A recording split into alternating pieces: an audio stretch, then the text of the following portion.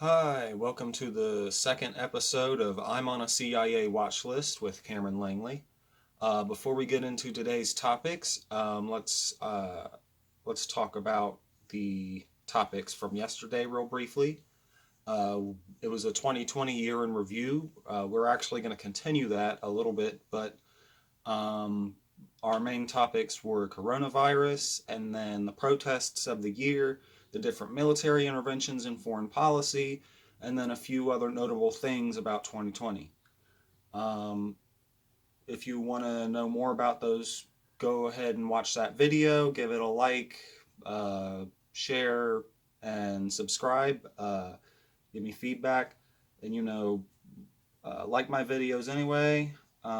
Subscribe to my channel. Uh, hit the bell for the notifications and share on all your social media. So, without further ado, let's talk about what's going to be discussed in this episode. Um, so, it's going to be pretty much all about climate change this episode. I didn't really have a whole lot of space to get it in last episode. So, it'll be some 2020 stats because I told you I didn't know if 2020 was the hottest year on record. So, we've got some stats for it.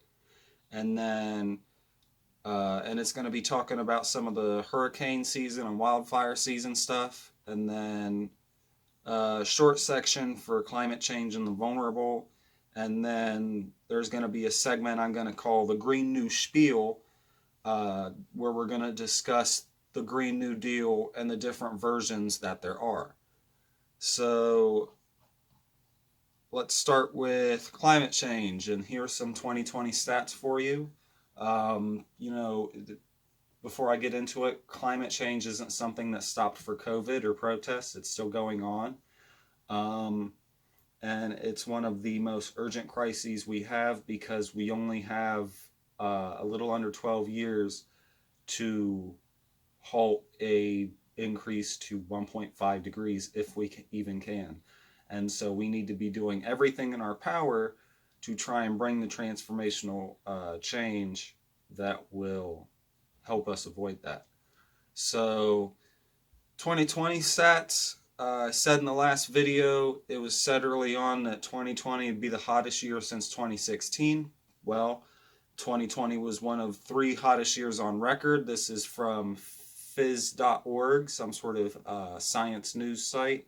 This year is on course to be one of three warmest ever recorded. The United Nations said Wednesday. The UN chief warned the world was on the brink of climate catastrophe. The past 6 years, 2015 to 2020, are set to make up all six of the hottest years since modern records began in 1850, the UN's World Meteorological Organization, WMO, said in its provisional 2020 State of the Global Climate Report. UN Secretary General Antonio Guterres said that the 2020 report spells out how close we are to climate catastrophe. And we are close. It's 2020 now. We have this decade to get it right. This decade. And this decade's already started. We're at the end of the first year. Got 9 more. So now, the second article, 2020 may be Earth's warmest year on record, even without an El Nino. This is from July. It was from weather.com, and I'll post a link like I do with all of them in the description. It says global temperatures in 2020 are on pace for one of the planet's top 2 warmest years and 141 years of temperature records, according to separate new analyses. The NOAA's State of the Climate report, which I'll link in the description too, released Monday, found that the temperatures in the first 6 months of 2020 were the second warmest of any January-June period, trailing only 2016 and records dating to 1880. Based on this data, NOAA calculated a 36% chance that 2020 will end up as the record warmest year. And it wasn't far off. And then, so also last episode, I had briefly mentioned that the hurricane season, I said it was not so bad.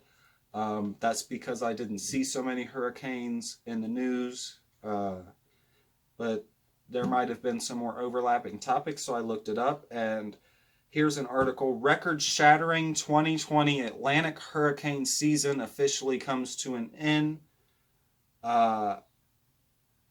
This is from MSN, but it was actually a USA Today story. So after 6 long months and 30 storms from Arthur to Iota, the record-shattering 2020 Atlantic hurricane season ends Monday. I didn't think I would live to see that, but it's happened, Penn State University meteorologist Michael Mann told USA Today, referring to the record number of storms in a single season. A typical season only sees 12 storms. And remember, they saw 30 in that season. All preseason forecasts said an active season was likely, but none came close to the actual number. Our group here at Penn State predicted an unusually active season, as many as 24 named storms, the most of any preseason predictions, Mann said. But even this wasn't aggressive enough for a forecast, or aggressive enough of a forecast. So what you can see from that story is that the hurricane season had so many storms that they had predicted that there would be many more storms in a hurricane season, and they still came up short at the end of the year. And I want to remind you guys that Hurricane Iota recently just happened last month, and it was the second hurricane to happen in the month of November in the Atlantic hurricane season since the 30s. And so the next season, or the next part, is the 2020 Western United States wildfire season. This was something that impacted me. I live on the West Coast, and that's where it was burning the most. So this is actually from Wikipedia, but it was, they've got plenty of sources for all this that goes back to the different Department of Forestry in the different states and different firefighting units, different organizations that track these fires, whatnot. So please go there if you want the sources. In 2020, the Western United States experienced a series of major wildfires. Severe August thunderstorms ignited numerous wildfires across California, Oregon, and Washington, followed in early September by additional ignitions across the West Coast. Fanned by strong, gusty winds and fueled by hot, dry terrains, many of the fires exploded and coalesced into record-breaking megafires, burning more than 8.2 million acres of land, mobilizing tens of thousands of firefighters, raising over 10,000 buildings, and killing at least 37 people. Climate change and poor forest management practices contributed to the severity of the wildfires. And on that, there was actually an article that was linked in that Wikipedia article that said that, is it climate change or poor forest management that leads to this? And they said both, and that was an expert that said that. So you can go look that up if you want to see that. And then the 2020 Oregon wildfire season has been one of the most destructive on record in the state of Oregon. This season is part of the 2020 Western United States wildfire season. The fires killed at least 11 people, burned more than 1 million acres of land, and destroyed thousands of homes. And like I told you in last video, I live in Coos Bay. I saw the wildfires here. Well, I did see one near Bandon, the North Bank fire. I actually got video of that. I might post that one day if you guys want to see it. But I saw the wildfire smoke. It got to the point to where our skies were orange. And, we have kind of a golden hour on the West Coast anyway when the sun hits, the sky, and we get nice warm colors, but this, you know, obviously was not the same. It looked like a sandstorm or something in the distance. And during COVID, it was incredibly dangerous because our respiratory health, you know, obviously wasn't faring well in that kind of weather. And so, you know, I know people who lost, you know, community offices or homes in Oregon. Know plenty of people that were involved in getting different donations out there to people. We actually did that here in Coos Bay recently, and so it's something that hits home. Obviously, it could end up being my city one day, so it's scary. But also, I wanted to give you the final Oregon Department of Forestry fire report for 2020 fire season. Not the whole one. This is just a little segment. This fire season, there have been 2,027 fires across all jurisdictions in Oregon and 1,221,324 acres burned. On Oregon Department of Forestry protected land, so far this year there have been 912 fires, close to the 10-year average of 918. However, in the past 10 years, the average number of acres burned on lands protected by the Oregon Department of Forestry has been 41,426. More than 13 times that amount, 551,816 acres have burned this year. So it's getting out of control. Obviously, it's hitting this state very hard. Oregon's a beautiful state. If you know anything about it, you've seen pictures, then you understand that this is a sanctuary of nature. But climate change is hitting it. It's hitting this region pretty hard. I saw a map where the drought map covered Oregon like a blanket of brown, almost like the blanket of smoke that we had this year. Even bad in the spot where I'm at, which is troublesome because we do have plenty of local agriculture out here and do not want farmers to, you know, get hit hard by this. So here's a short section, just one little article, but I'm going to go into it here on climate change and the vulnerable. So, you know, it's not like climate change just comes and we all just adapt to it and, oh, you know, well, the sea levels rose in cities, but, you know, we'll just live above that sea level then. We'll just, you know, push things up a couple of feet and we'll deal with it. And sure, you know, you got to adapt for if it does get like that, but let's think about how it actually hits the communities that can't move up, that the government doesn't do anything for, and neither do corporations. So, and this will intersect with why climate change and capitalism make for an even worse catastrophe. Climate change hits poor and BIPOC communities harder. This is from the Scientific American on a article that was Climate Change Hits Poor the Hardest. The report finds that African Americans living in Los Angeles are almost twice as likely to die as other Los Angelenos during a heat wave. Segregated in the inner city, they're most susceptible to the heat island effect, where temperatures are magnified by concrete and asphalt. Yet they're less likely to have access to air conditioning or cars. Similarly, Latinos make up 77% of California's agricultural workforce and will likely see economic hardship as climate change reworks the state's highest value farm products. The dairy industry brings in $3.8 billion of California's $30 billion agriculture income. Grapes account for $3.2 billion. Yet, climatic troubles are expected to decrease dairy production between 7% and 22% by century's end, while grapes have trouble ripening, substantially reducing their value.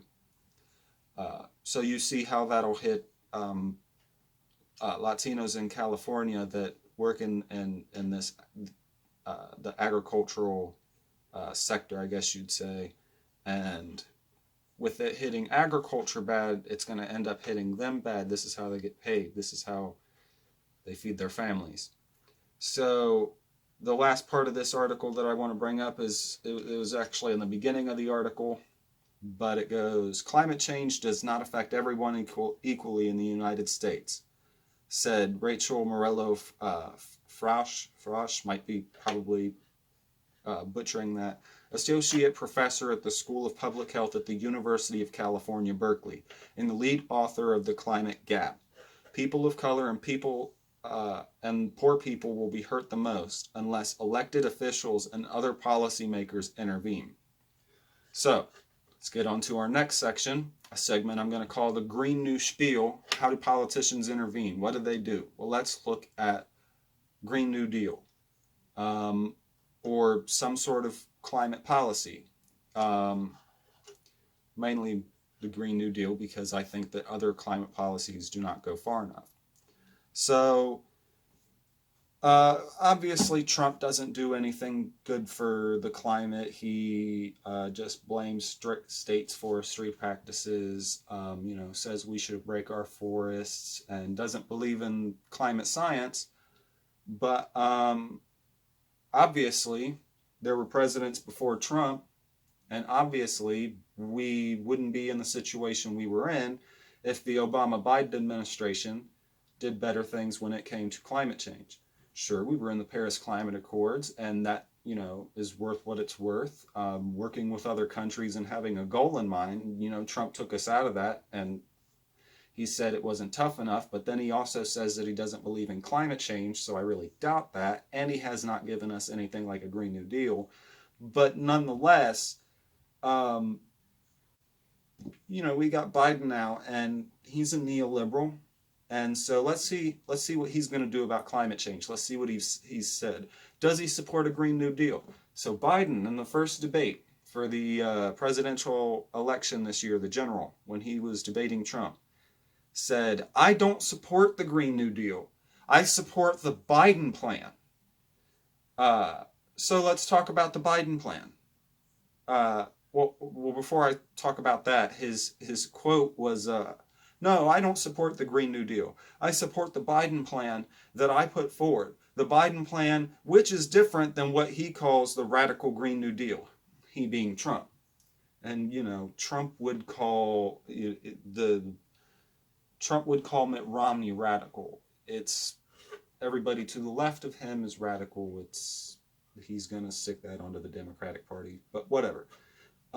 So Biden plan is different from the radical or Green New Deal. He doesn't support it, said it.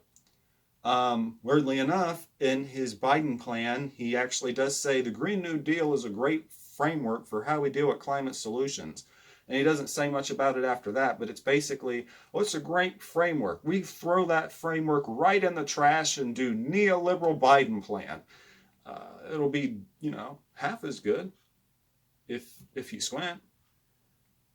So let's talk about the Biden plan, though, because I looked it up, and then we're going to compare it to Bernie's Green New Deal, and then the Green Party's Green New Deal, Howie Hawkins' Ecosocialist one. So Biden plan, these are literally the bullet points, the key points.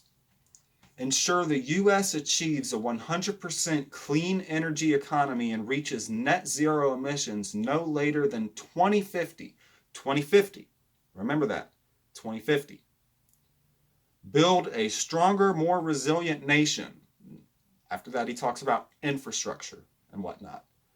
Rally the rest of the world to meet the threat of climate change. The rest of the world is in the Paris Climate Accords. Some of them are already doing, policies and other things, setting up institutions to deal with climate change. Plenty of European countries have offshore wind turbines. We have none. There are places in Canada researching carbon engineering and trying to figure out how to pull it out of the atmosphere. We don't do that. So the rest of the world is they're not perfect, but they've been doing more than we do. So But the next one is stand up to the abuse of power by polluters who disproportionately harm communities of color and low-income communities. Right, just like Obama did for Flint, Standing Rock. And he brings up Flint in the description. Biden, or I mean not Biden, although he was vice president, Obama went to Flint during their crisis and picked up a glass of water and said, perfectly fine to me, quit complaining. And then when Standing Rock came up, he said, we're gonna see how it plays out. And people got gassed, harassed, had dogs sicked on them. They had the military thrown at them, and Trump ended up approving that pipeline. So, why didn't they do the right thing in the Obama administration? Is Biden more left of Obama? Is he going to reverse Obama's terrible negligence of Flint and Standing Rock and whatnot? No, I don't believe that. Anyway, next point that he says, and this is the most vague, platitudinous one ever. Fulfill our obligation to workers and communities who power our industrial revolution and subsequent decades of economic growth. So what does that mean? What is he going to do? Well, it literally says, the definition of this literally says, this is support they've earned for fueling our country's industrial revolution and decades of economic growth. We're not going to leave any workers or communities behind. That's so platitudinous. That says nothing about how you'll actually support them. Are you going to transition coal miners into doing solar stuff or wind turbines? You're not going to leave them behind. How are you not going to leave them behind? What are you going to give them that helps them go forward into the future? It's basically he's going pat on the back for, our workers who are fossil fuel workers or whatnot. You've done what you can. Not going to tell you what we're going to do for you, but and then this isn't part of his Biden plan, but I'd just like to bring it up. Will only prevent new fracking permits, not banning fracking. He views natural gas as a transition fuel. I live in a place where we're actually battling a pipeline. We have been for a couple of years, but way longer than I've even lived here. I joined the fight a couple of years ago. But we have to fight an LNG pipeline here, and I absolutely do not believe as natural gas is a transition fuel. This is harmful for our communities.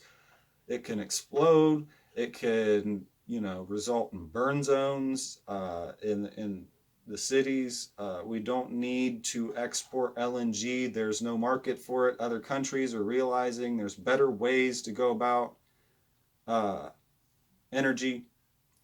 And so we don't need natural gas as a transition fuel. It's just like oil. It's just like coal. You need to get rid of it too. We need to look into renewable energy and things like carbon engineering, carbon fuel. You want to, I don't necessarily agree with giving everybody electric cars, but can we make it so that the fuel in the cars is not as bad?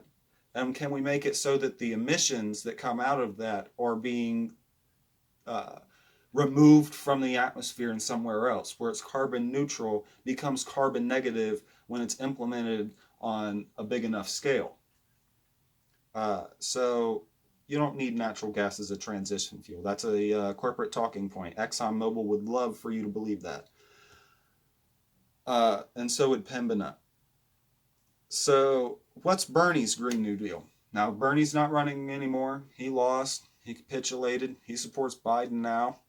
Not going to be in Biden's administration, but let's look at what he had in the Democratic primary so we can understand what the progressive version of this was. I remember him saying he put meat on the framework of, meat on the bones of Alexandria Ocasio-Cortez's framework. Mind you, she did not create the Green New Deal. It was the Green parties. You know, it's not like she just liked the color green and said, it's a Green New Deal. It was actually invented by the Greens. So, but anyway, I got a link for this Green New Deal, as I do for the Biden plan. But Bernie's Green New Deal has these key points: reaching 100% renewable energy for electricity and transportation by no later than 2030. 2030. And complete decarbonization of the economy by 2050 at the latest. That's better, but it could still be even better, obviously. I think that you can, I don't know necessarily what decarbonization would mean. I don't know if carbon engineering could be a part of that, but I think that you should set more ambitious goals. Nonetheless, he still does by saying we need to reach 100% renewable energy for electricity and transportation by no later than 2030.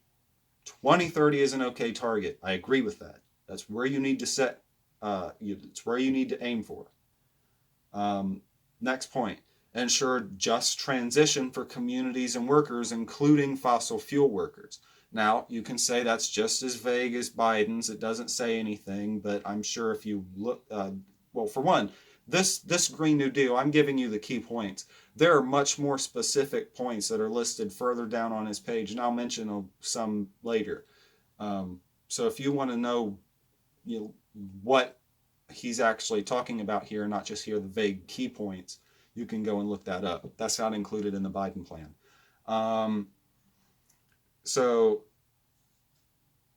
there was that, ensuring a just transition. This next one is ensure justice for frontline communities, especially under-resourced groups, communities of color, Native Americans, people with disabilities, children, and the elderly. So I said, hits BIPOC and the poor harder. This is who he wants to stand up for. And Bernie's had a history of doing that. Bernie was at Standing Rock. Bernie has stood up for the different BIPOC communities and has some BIPOC support. Still an old white man, so I can understand why some people didn't want to vote for him, but he would have been more likely to stand up for these communities than Joe Biden. So the next part is save American families money with investments in weatherization, public transportation, modern infrastructure, and high-speed broadband. So, and that's actually a little bit more specific than what Biden went into with his part of the infrastructure.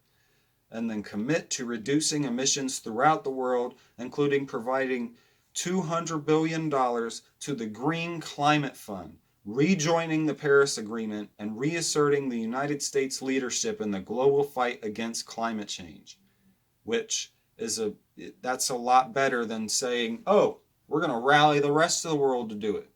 What are you going to do? You're going to sit on our ass, but as long as we're out there going, hey, China, you get your emissions right, and we'll drink this American beer over here and just watch you. This is actually saying we're going to do our part. We're going to try and reassert some leadership in this so that people can actually see us as a role model for how you turn around your country to be more green, to be more climate friendly. We could be the role model. I know it seems ironic considering that the U.S. isn't a role model for much right now, but we could be one. But anyway, there's more points. So there's only two more that he listed as key points. Invest in conservation and public lands to heal our soils, forests, and prairie lands. And then end the greed of the fossil fuel industry and hold them accountable. And now the following points I want to give you are some that are listed further down on Bernie's page, but I wanted to list them because they directly contrast with what Biden believes in. Ban fracking and mountaintop removal coal mining. Biden won't ban fracking. Bernie says ban fracking. End all federal fossil fuel infrastructure permits. End them. Now, Biden said that too, but I actually trust Bernie more. Bernie actually stood up against the Jordan Cove Energy project that we're protesting here in Oregon. He said it wasn't right. He actually shouted out our fight. That was in April 2019. Uh, ban imports and exports of fossil fuels. Yes, ban the imports. You don't need to import more fossil fuels. There's no logic to that. And why would we export it? We need to get off of fossil fuels. We don't need to promote trade of fossil fuels around the world. It's antithetical. Much more in the on Bernie's one. And then, so some of you are probably wondering the third one. What about the actual Greens Green New Deal? Now, I don't know if this was the original one. There might have been one that Jill Stein had, or somebody else in the Green Party that might have been different, but this is Howie Hawkins' one that he listed on his presidential page. Again, I know he lost, but whatever.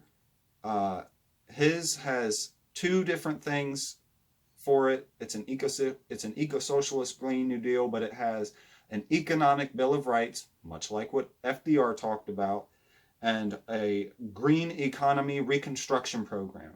So the economic Bill of Rights would have a job guarantee, basic income guarantee, homes for all in walkable communities, universal rent control, public housing, regional transit systems, electric cars, national health service, lifelong free public education, universal pre-K and childcare, aid to public schools, reduced class sizes to 15, free public higher education, technical and academic, student loan fund for student debt relief, and a secure retirement.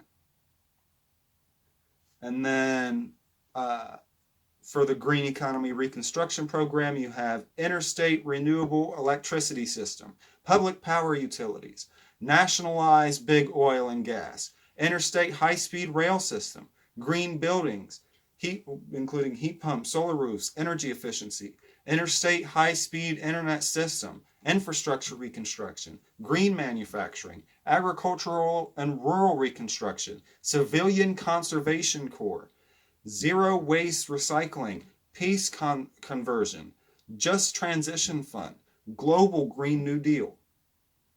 And I know that sounds like a lot, but we need transformational change. It's right there. You can go back through all of it again. I don't disagree with helping people out and trying to reverse this crisis, trying to become more sustainable, more efficient, and trying to make things like infrastructure that, whether you believe in climate change or not, our infrastructure is falling apart. There was just a fire in Cincinnati, where I'm from, on the Brent Spence Bridge that weakened it. And it was, I don't even know if it's open yet. And this is a thing that's been falling apart basically for years.